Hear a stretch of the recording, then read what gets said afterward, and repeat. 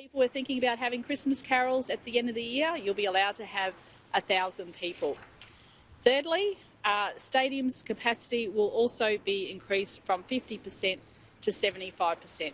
We are able to do this because Queenslanders have done such a great job with COVID, our health response. We're on top of the health response, which means now we can help the economy recover more, which means more people are allowed into these venues, which means more staff can come on as well. So hopefully we'll see people back to work as part of our economic plan for recovery. The next issue I want to address before handing over to the Deputy Premier is our borders. I am still very concerned that the Australian Defence Force, through the federal government, is withdrawing resources from the end of September. I've been advised that the Australian Defence Force will remain on the New South Wales and Victoria border till mid-October, Northern Territory end of October, and South Australia middle of October. And South Australia is trying, I understand, to extend that to the end of October. I don't think it's fair or reasonable that Queensland has been singled out here.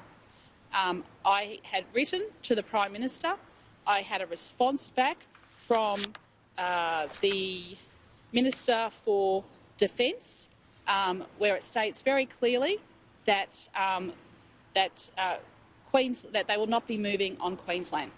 Let me be very clear too. Peter Dutton said yesterday he does not support Queensland's position on the borders. To Peter Dutton, let me say this. There is a federal court case. This is a clear federal court case that says Western Australia and Queensland borders have kept community transmission out of their states. Queensland joined that action with Western Australia, and of course that position was won over Clive Palmer, and the Commonwealth's evidence was also taken into account.